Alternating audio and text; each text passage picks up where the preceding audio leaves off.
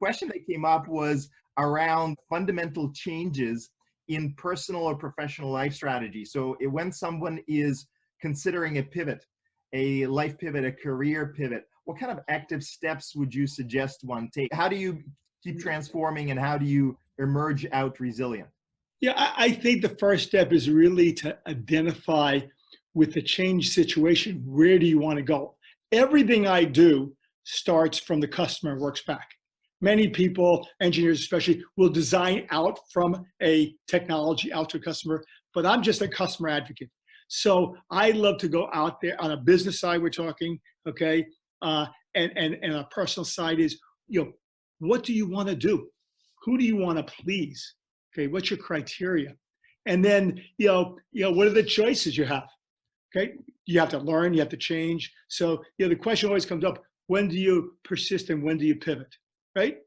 That's what you really ask. That's what Charlie asked me in the middle of the book, and I've still been thinking about it as we talk today.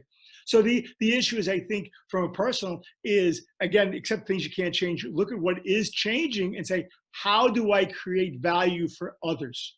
What can I do, okay, that I can get passionate about, that I can follow?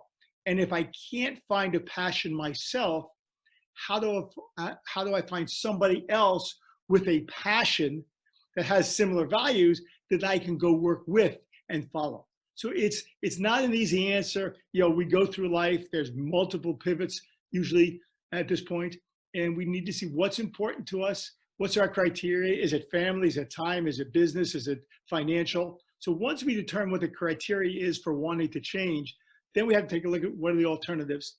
And the rest of it goes into you connecting with people. I mean, most change happens because you meet somebody that influences you in one way or another. So it's really about building connections. I love the line that says, no one cares how much you know until they know how much you care. So it really is a go out there and connecting with other people and seeing where it leads you. Sure. Yeah, and I would say, obviously, when we talk about changing strategy, life strategy, business strategy, there's a wide array of examples of what that could be. But one really helpful thing, oftentimes when we're looking at this, sometimes there can be the instinct of being like, okay, well, I need to try something completely new and different, completely unrelated to anything I've ever done. And sometimes that can be good to try out, but oftentimes if we're trying to take something completely external and bring it in and apply it, that can actually fail. One thing that's really helpful, both in terms of organizations and people, is what we call kind of building on the good, right? So when we look at on a personal level, if you look at everything that you do in your life, personal, professional, whatever it is, what are the things that make me most energized, that make me come most alive? And for some people, it could be like, oh, I just feel completely empty. I feel like there's nothing that does that. And that's a time where it's really great to go out and try different things.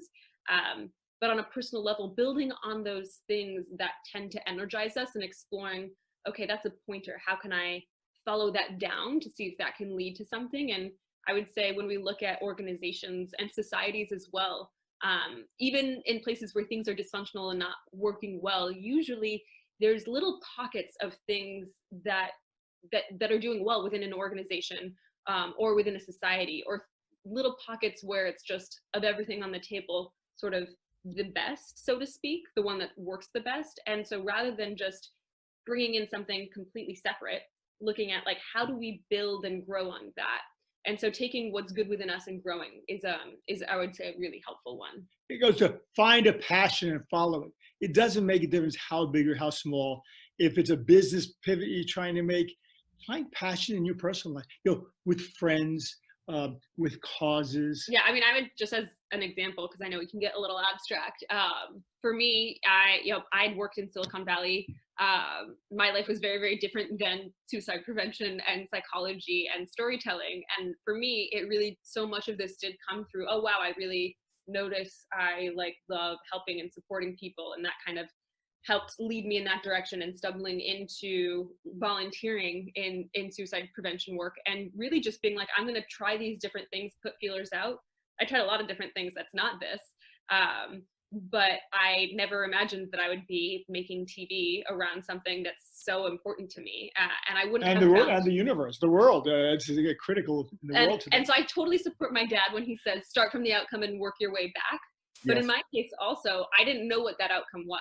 And so being able to build on the good helped me move in the right direction when I didn't know where that direction was. And just to And clarify, that's, yeah. when I say work from the outcome back, if you've had something you always wanted to try, you've had a passion, you just haven't had the time, the guts, or whatever to do it, then that's the time to try it, as Charlie says.